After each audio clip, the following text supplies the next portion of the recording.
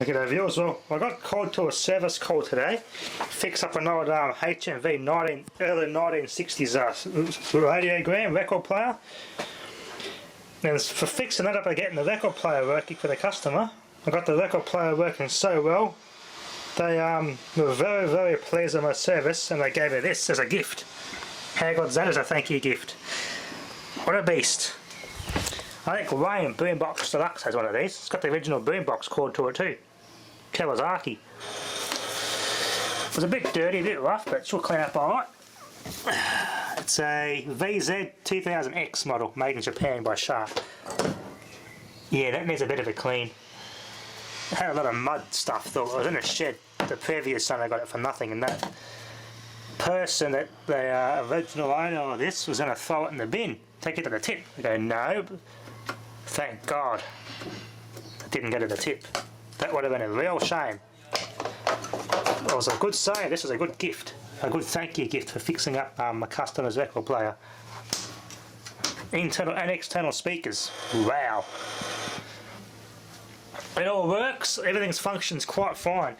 They had new belts put in the record player.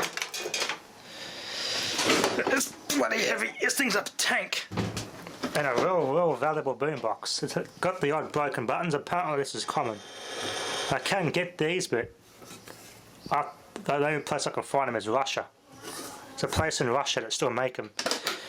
The power button's there, that was broken when he got it, so that's falling behind here, inside the unit, so I have to pull this boombox apart and get the power rocker out. There's like a hinge up here where it swings and a little thing it pushes against under here. It goes right in there, and that's all missing, so I'm going to have to open this and retrieve all the broken parts. Hopefully they're all still in there. That's the only thing wrong with it, just broken plastic. Apparently that was common with these. These sliders always broke. I've seen some on eBay, but as I said, Russia. It's the only place that seems to still make them. Other than that, it needs a good contact cleaning. It's got a very crackly intermittent problem with the volume. It comes on and comes off, so she needs a good service, this one.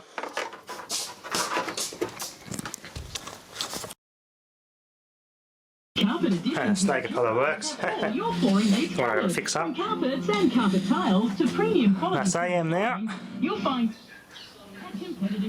Now I've got to fix up this meter selector so this works on the signal mode in the radio. It works on cassette and record, but I can't switch it to battery mode or anything. Tape level. It's only on tape level mode. I want it on radio signal mode, but the rockers are broken in there. I'm going to have to fix that. That's the only thing wrong. These buttons are all broken. This plastic has failed over the years. Let's try FM stereo.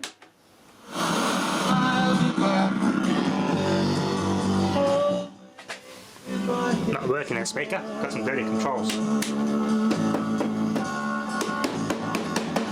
Dusty in there. It's so dusty I've got to clean the controls bad.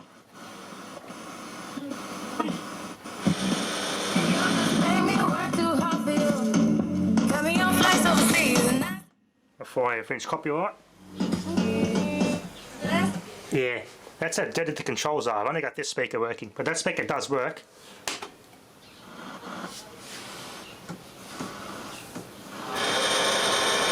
Dusty old thing. There you can build that same sort of pressure. Anyway, the cassette player works very well, but the belt for this is missing. I've got to replace a belt for that. Just get away to Germany. Squirted off the outside edge, doing the building and going. It's a pretty dirty radio. Aux works, phono works, tape works. The phono works, but the tracking for this moving. This doesn't actually move.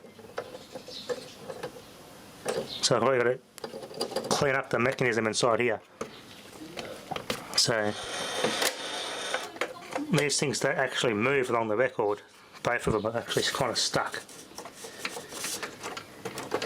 And so that's something I'm going to have to look into fixing that. That screw's been half undone by the looks of it. The record kind of fits that. So it's going to be a bit of a challenge getting this thing up to full working order, but worth it.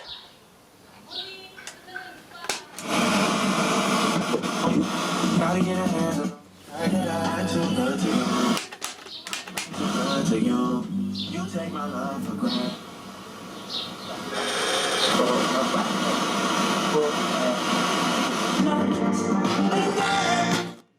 Wow, yeah. Only one speaker. The balance is probably got a dirty. I'm playing with that. See, that does nothing. That could be the dirty pot.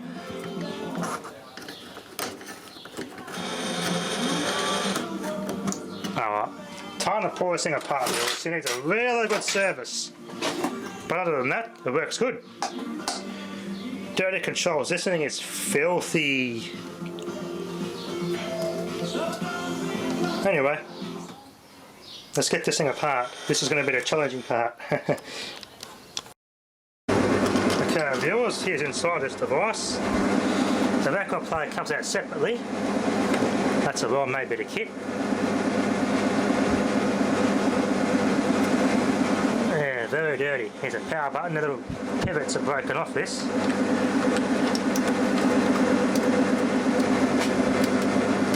That's how it worked.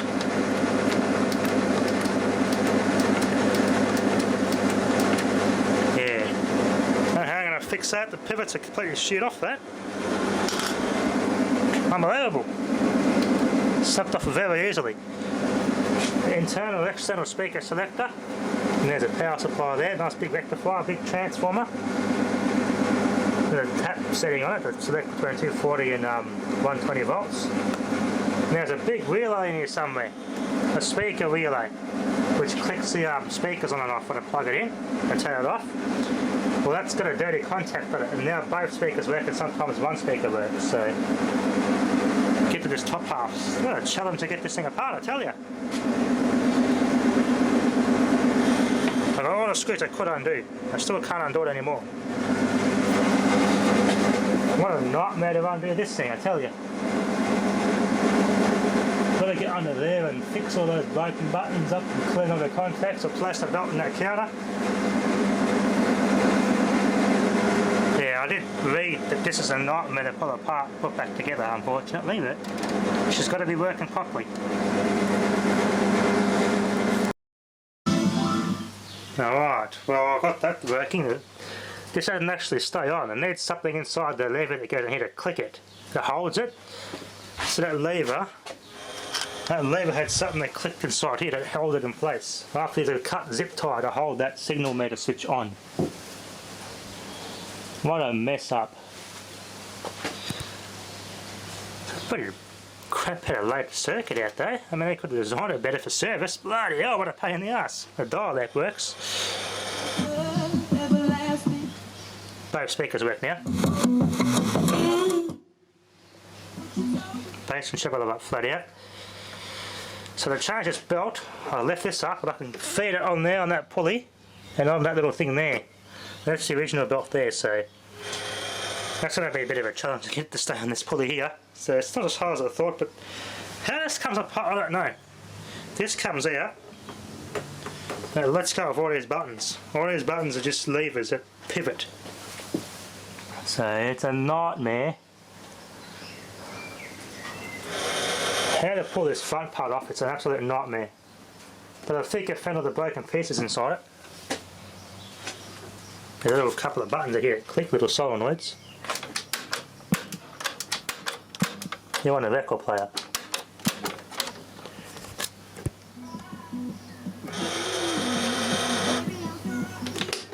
Tape.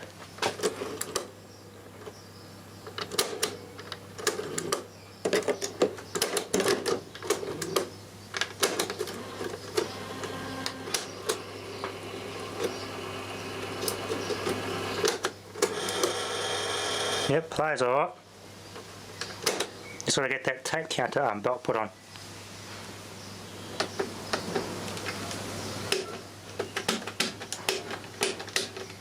Phone works, but I've got to get that. What happens here, I put it, turn it down. This little motor here that winds this, I can move it by hand. This thing is what pulls a needle across as it's playing, I think. This motor has to run in sync as the other motor is playing, and it pulls like a dial string arrangement, and these things here go around and move the arms across. So it's kind of a complicated system how they got set up here. Looks like I'm missing a screw there, which I think I've found inside the unit. Just one of these. That's off something else though. Yeah, it's off something else.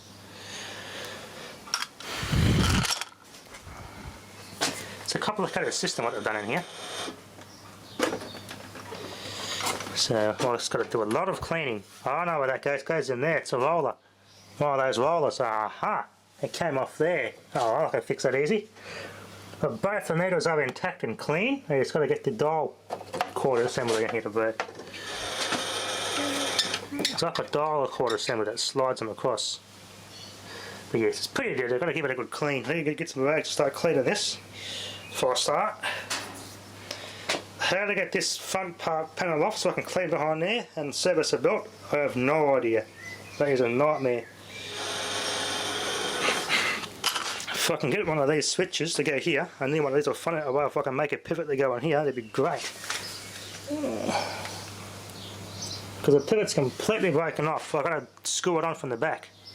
But I can't get this front bit off, it's a nightmare. An absolute nightmare. So if I can do that, I can at least make a start and restore on this thing.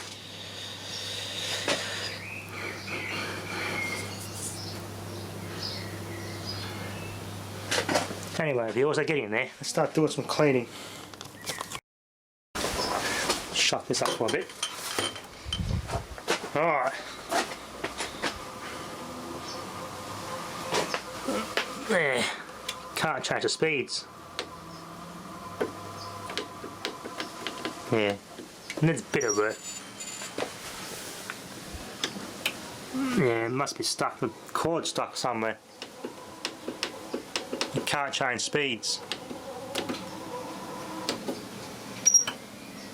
Yeah, it needs a bit of help, that one.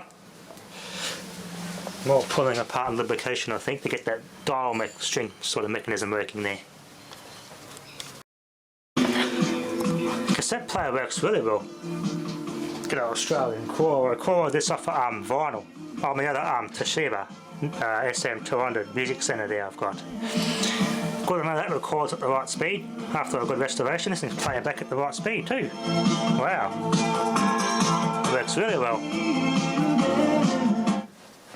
Before I finish copyright. So what about the other side of that? What would I have any tape record under this tape? I gave it a good clean too, ran a good tape clean I thought. Cleaned everything up, ran this sword a couple of times to clean it. My dusty work off it, look at that. Bit dirty. That dust I blew in it.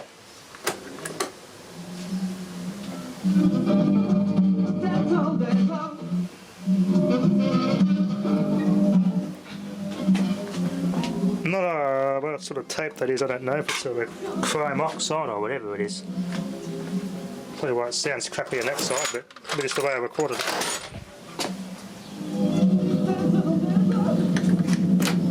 Let's see what that does. Tape, that's just a generic tape.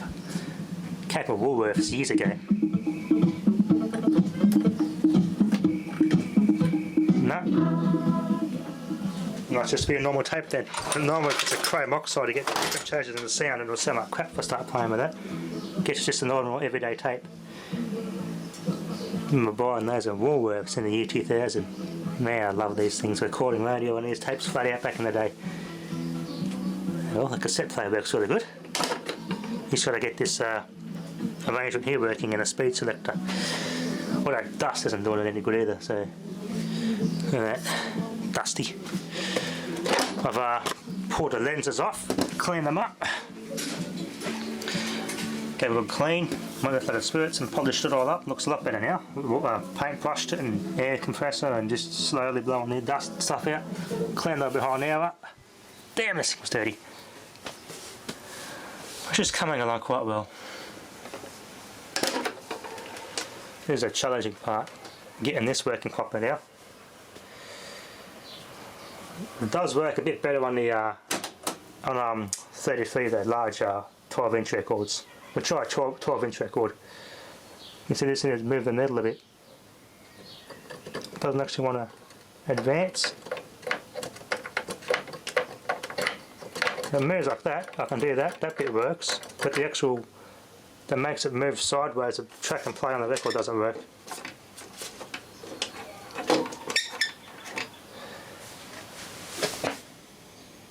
Yeah, it needs a lot of work. This mechanism here is hard to get this challenging part here. Big challenge to get this working normally now. But we'll get there slowly.